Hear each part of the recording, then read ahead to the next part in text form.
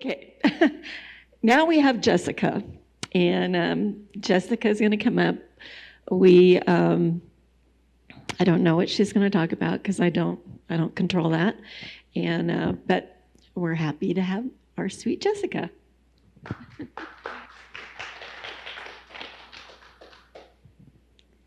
Hi. Yeah. So when I was invited to do a Snapchat, I was just asking the Lord, like, what should I talk about? And a subject that He had already started the process in was just going deeper into the revelation of living from above. But I wasn't really told to prepare or to research. It's like, yeah, this isn't something. I was like, this is just something I'm verbally processing with you, Lord. And I don't really know the direction that it will go in or what you're trying to say, but I know there is so much more than the state that I'm operating from in that right now.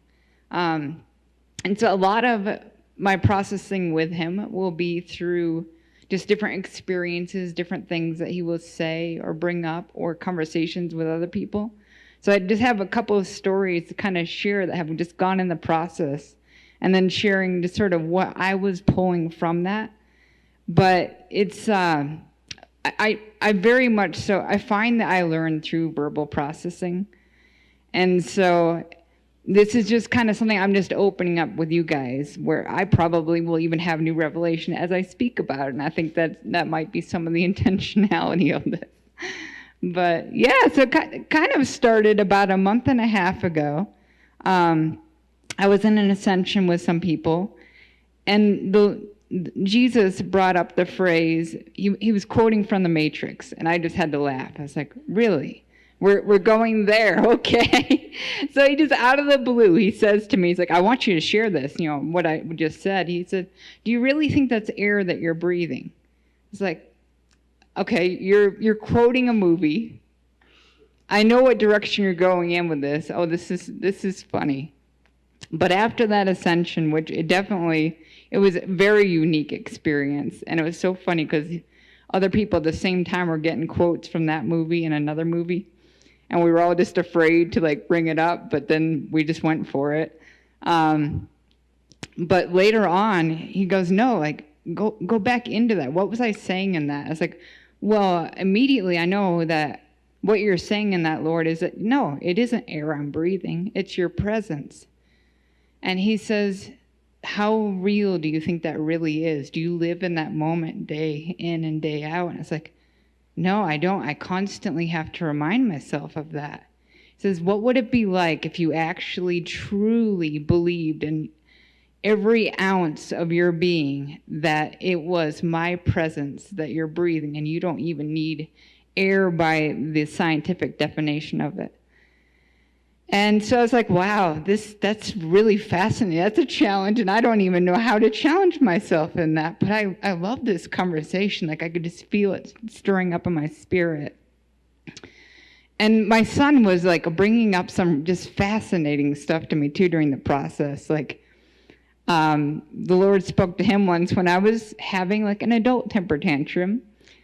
And I just said, and I knew it was wrong to say it, but I said it because I was just so frustrated and so angry. I was like, Sterling, be prepared. Everything that you think is real is going to disappoint you. And he just looks at me. He got so puffed up and red, and we were driving, but I could see him in the rearview mirror, and I didn't stop him because I was like, he's right.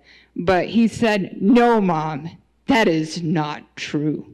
Real things will never disappoint you. You're not living from above. And I was like, whoa, wow. And I just looked at him and said, wow, that is so much wisdom. But I started crying. I was like, thank you so much for that. Where'd you get that wisdom? And he just looks at me and he says, Mom, I spend a lot of time in heaven. So I was like, wow, Lord, thank you. I needed that. It just reset me. And then another experience that I had is I was sitting on my couch. I was doing something, I forget what it was, and I had a really traumatic memory from my past that came up. And I just immediately was going to do what I always do, just push it aside. That's not real. It doesn't even matter. It's in the past, whatever. Push it aside. And the Holy Spirit said to me, do you want to do something different this time? I was like, yeah, okay. What do you have in mind? I want you to embrace that pain. Pull that memory in and embrace it. I was like, this is completely different than I would instinctually want to do.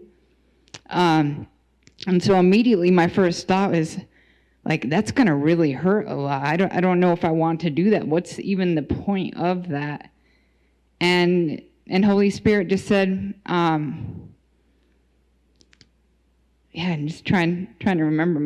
Mind's going all over right now. But basically, Holy Spirit was like, it's up to you. Like, but do you want to try something new? I was like, okay, fine, yes. I surrender to this. Whatever it is that you want to do in this, I'm not afraid. That there is no fear in your perfect love. So I just closed my eyes and fully just went into that memory and was just completely led by the Holy Spirit, and the fact that the pain was separate from the story. And I instinctually knew, and it was the Holy Spirit was doing it, that it wasn't even the story I was embracing. It was the pain. So I was fully pulling in that pain. And then I instinctually just felt like I'm supposed to actually wrap this, pull this pain into my heart, in an embrace. And when I did that, the pain intensified, and the Holy Spirit just told me, just breathe through it. And it became so much easier. I was just holding on to that pain. And I just remember feeling so much peace and comfort too, because I realized at any moment, if this is too much, I have full permission to just to push it away and come back to it later. I'm not failing by doing that. And the Holy Spirit is completely I could feel so embraced by Holy Spirit in the process, and by the fact that you deal with this as much as you feel comfortable right now. There's no pressure. So I just did that for a couple seconds longer, and then suddenly the pain, it felt like it just evaporated. It was gone. And I just remember frantically looking around through that memory, I don't get it. What, the pain's not here.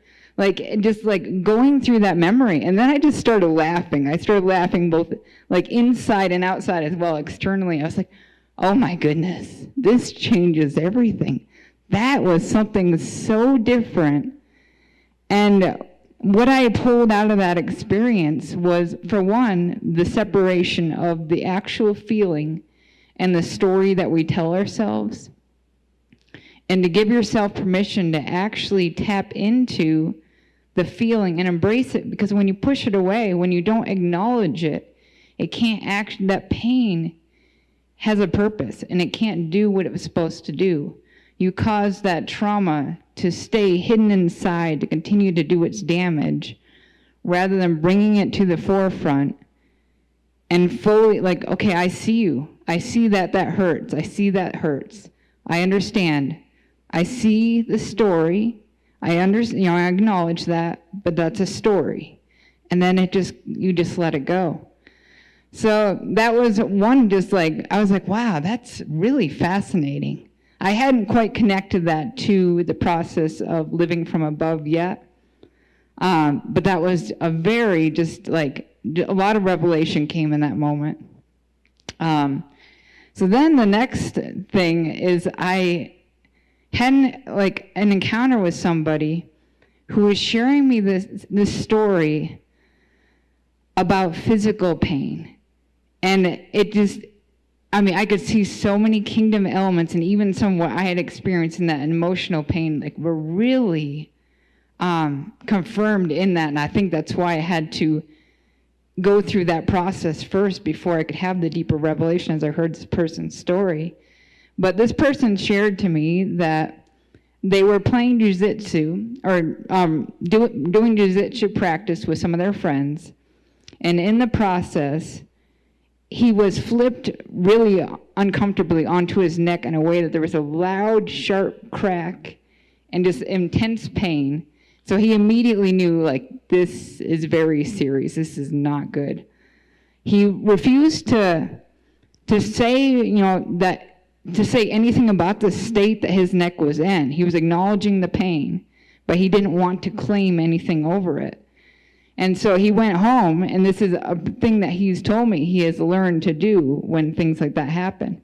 He went home, he isolated himself to just embrace that pain, to acknowledge the pain, to care for his body in the way that his body needed to use that pain, but not actually link the story or the trauma with it. Because what he was saying is, understanding, well, we're spirit beings. We are not physical beings. So why would I take the physical as being my real reality? Why would I say that my neck is broken? Because then immediately I'm telling my mind, and my mind will agree with it, that, oh, that means you're paralyzed. That means this is permanent. You can't heal from this. And it brings all that baggage in, and it embraces that. Like, the mind's a super powerful thing in doing that. So he said, no, what I did, I'm not tying any story to this. I am a spiritual being. I live in fullness, complete health. This is not the truth. This physical state is not the truth. It's a temporary thing. My body's feeling this pain. I'll acknowledge that, but I lovingly care for it through the limitations to reach wholeness.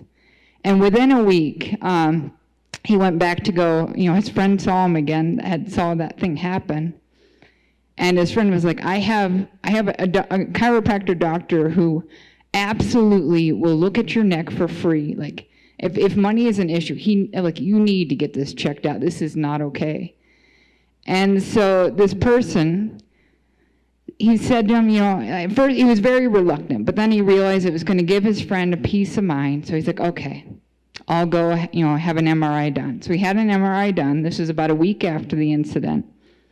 The results came in. The chiropractor called him back, very shaken up. And the chiropractor's like, you need to come in right now. Like, is your neck okay? Like, do you feel pain? He's like, no, it's feeling much better. Like, I'm doing okay. I'm fine. He goes, well, you need to come in. So he came in, and the chiropractor, just still completely beside himself, shows him the MRI. And in the MRI, it showed where, I forget the terminology of the C3, C4, I think it was C4, that vertebrae up by the top of the neck. So there was a space where the old one was gone. It had completely dissolved. It had been broken, dissolved. His body absorbed it, and a new one was growing in its place. And the doctor this chiropractor is just freaking out. He's like, I had other chiropractors look at it, other doctors. I'm beside myself. This is not possible. This is not possible, but there it is.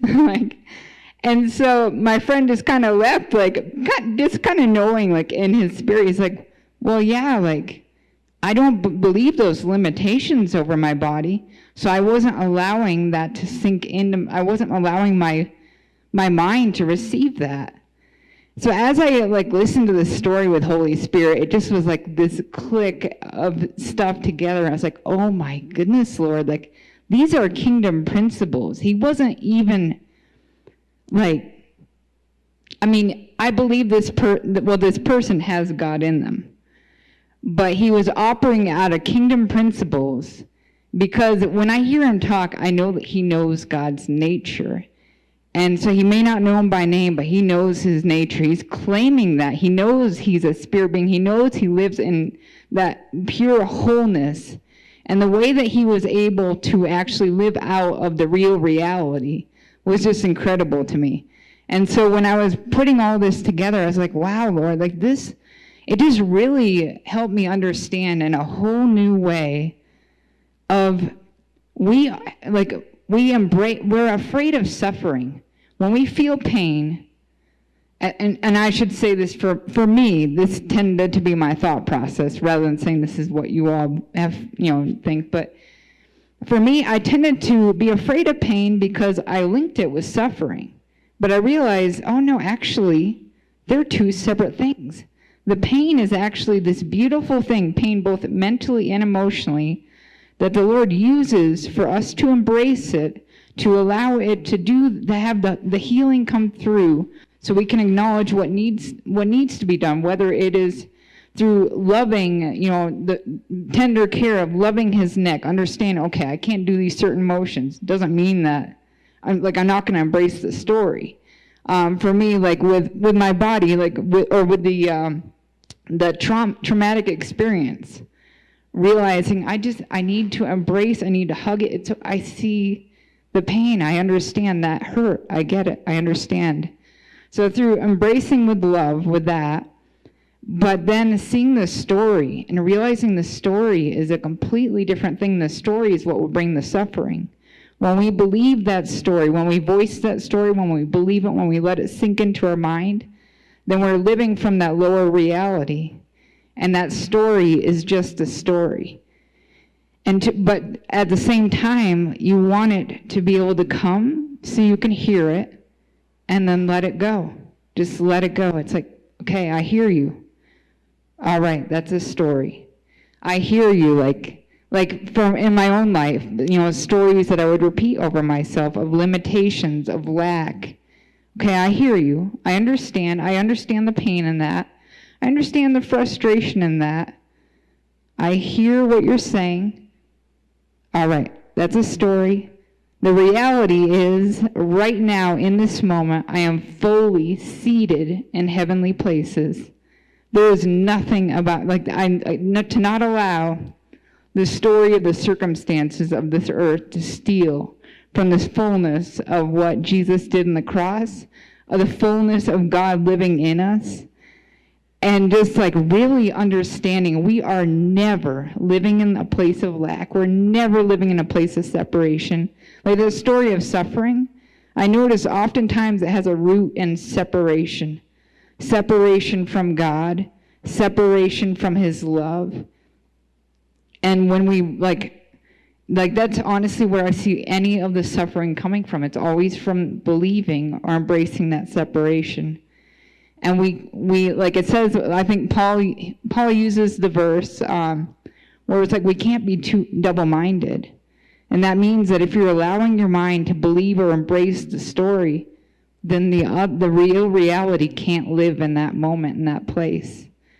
And so to really just allow, pulling in the real reality and really letting that sink in and know and declare and let those be the only words that leave your mouth about the real reality. And if you're tempted, in another example, and just hearing my friend tell this story, I was I could see the point of why he goes into isolation when he's dealing with the intense pain, because he doesn't want to be tempted or have other people ask, is your neck broken? He doesn't even want to entertain that possibility or allow that possibility to soak in. But so yeah, like I said, verbal processing, I enjoy. I just thought it was so fascinating. And I'm just really excited because I know this is just, I can just feel in my spirit, there's been shifts in that and really just understand, it went into a deeper level. And then just other verses just constantly would come to mind as I was processing it, and just about how, well, for one, Paul talks all the time about the circumstances, the joy, just fully embracing that heavenly reality in every moment, and all the stories lose their power because they're fake. That's the false reality. And just, yeah, we tend to put the physical on the outside. We tend to live through the physical, and then the spirit is kind of repressed inside. But to allow the spirit, the truth of where we're actually living, step out onto the outside, the soul and the body actually will fall into their proper place, and the spirit will lead. And the way that, and so that's how you see the physical body the healing and things that will come into a heavenly alignment, because the spirit is doing the leading. So yeah, there we go. I don't know if it makes any sense, but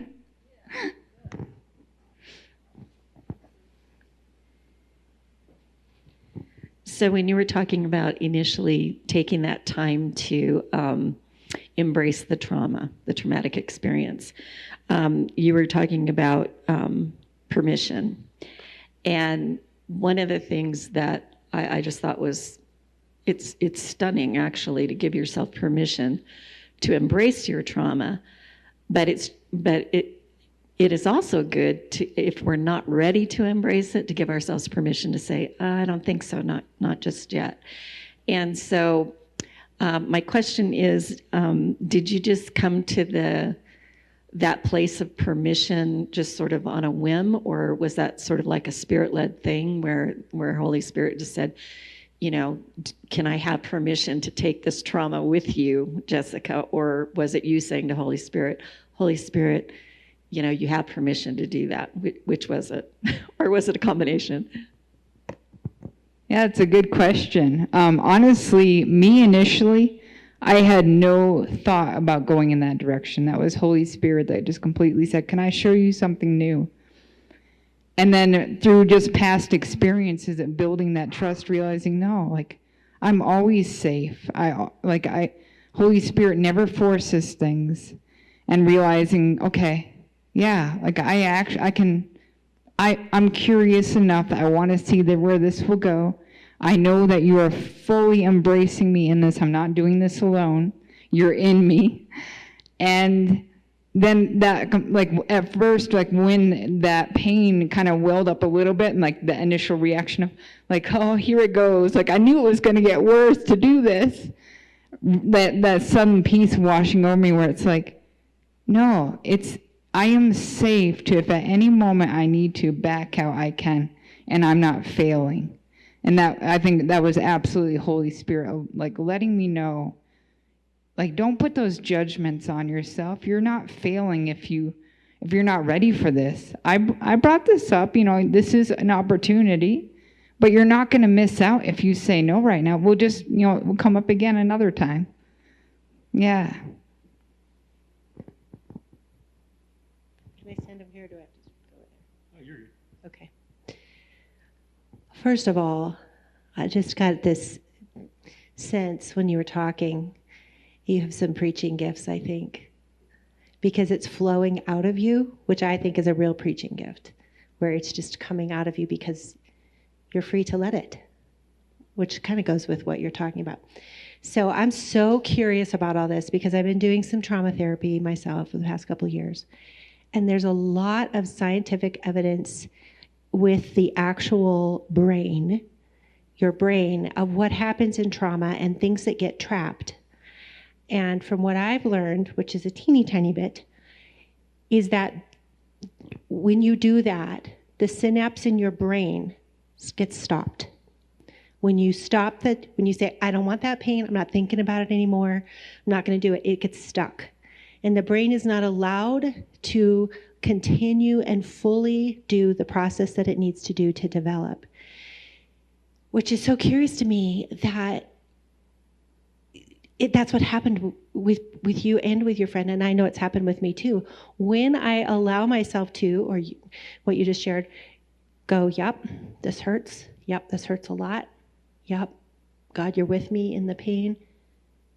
Boom, it's over. It doesn't get trapped in my body. Our bodies hold that. It has to go somewhere. The pain has to go somewhere. And so it gets trapped in our bodies. And then we have all this junk 58 years later that's just been stuck in there. I'm so proud of you. I'm so excited for your friend to not let it get stuck there and to let the new thing regenerate. I'm like so stoked to see where this can go with my optic nerve. Yeah, thank you. I love that because I oftentimes won't know any of the scientific stuff, and then I'll like look it up, or somebody will bring it up later. I'm like, wow, that's amazing. Like, it just all lines up. So I'm trying to just understand the difference here. You're saying that we recognize the reality that something hurts, and that what you're saying the story is a narrative or something that we traditionally believe is defining our future as a result of that? Is that kind of the separation, and that we don't have to, if I fall on my neck, the story is I'm going to be paralyzed, blah, blah, blah, all that other things. The reality is I did fall on my neck. It hurt. It's bad. And so is that kind of how you separate it? It's kind of rejecting those potential false destinies, or the destinies that we don't need to have or usually accept? Yeah, I think that is, because it actually took me a couple of times to really think over, where is the separation in this? Why embrace the pain? But and I started kind of realizing, yeah, there is a very distinct difference. And like, let's see. I don't have to receive the future. Yeah. Yep, exactly. Yeah, I think you're right. Absolutely, like the future. Because it would be okay to say my neck is broken if you knew that by saying that you didn't have the baggage of, well, then this, and this. Yeah. Yeah, absolutely. Yes.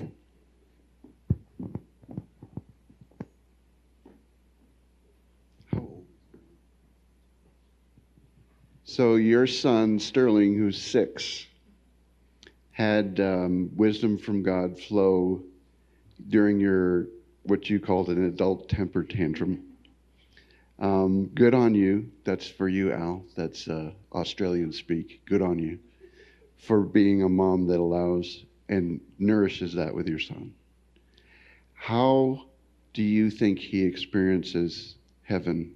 Or what did he say? He spends a lot of time in heaven. How does he do that?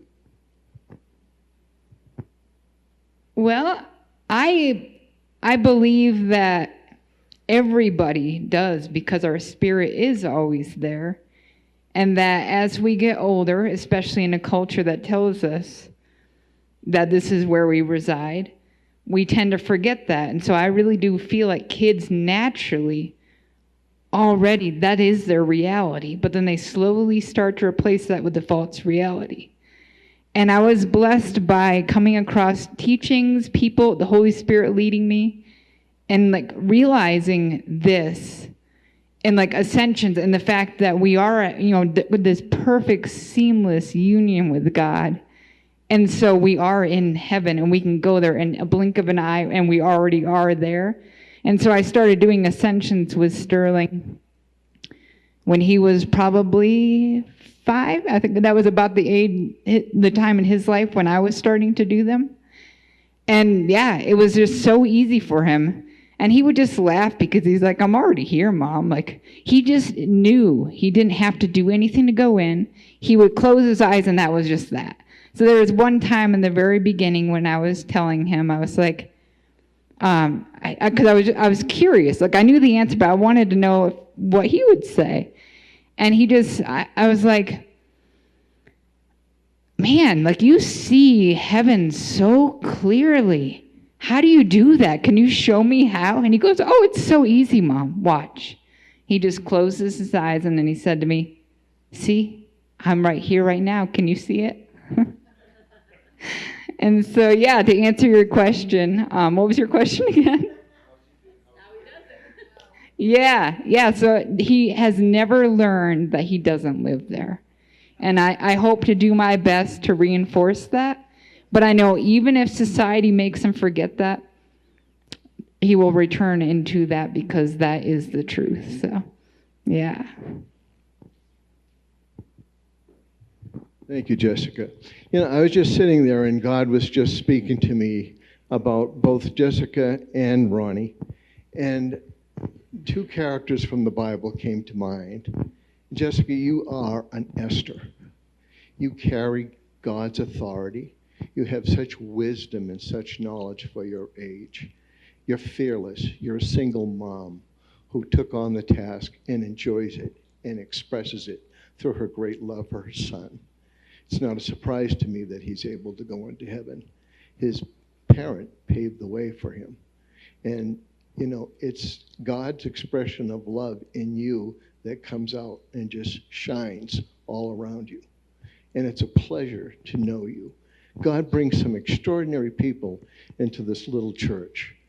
They're wonderful people, and they carry great gifts, and you're one of those that carries a great gift.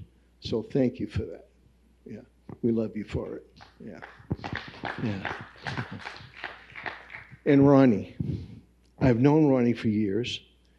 He is a different person. You are a Peter. I'm thinking of all the questions.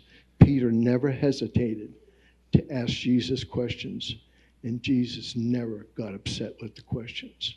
He knew that Peter was learning and experiencing day by day more and more of him. So keep up the questions. That's a process that you're on, and it's serving you well. You are a wonderful man of God, and I can see drastic changes in you. That heart change you're talking about, it's taken place. And thank God for the people like Larry and your other friend, Mike, that came up at a time when you needed them. I hope we can all learn that lesson. You know, we all need help at times. I, at one time in my life, was suicidal. Meg was suicidal. You know, there weren't people that always were there and available then, but the Holy Spirit was, and he helped us both through that time. But it's really important that you garner friends, and for everybody, when you're having difficulties and you're having trouble, don't keep it to yourself. For couples that we haven't used to see at our, we went to a very large church, unlike the small church, but we went to a very large church, New Life. And for a while there, you wouldn't see people show up. And you'd say, we haven't seen so-and-so for a while. And you'd call them. They're having marriage difficulties, but they're ashamed. And they're hurt, and they didn't want anybody else to know. And guess what? If they didn't get help, they got divorced. So you did right by sharing with Larry and your other friend. And keep growing, brother. You're doing wonderful. God bless you both. All right, you guys, give it up for Jessica. And that was really a marvelous evening. Appreciate you guys for sharing and being so, Ronnie, honest, and Jessica, same.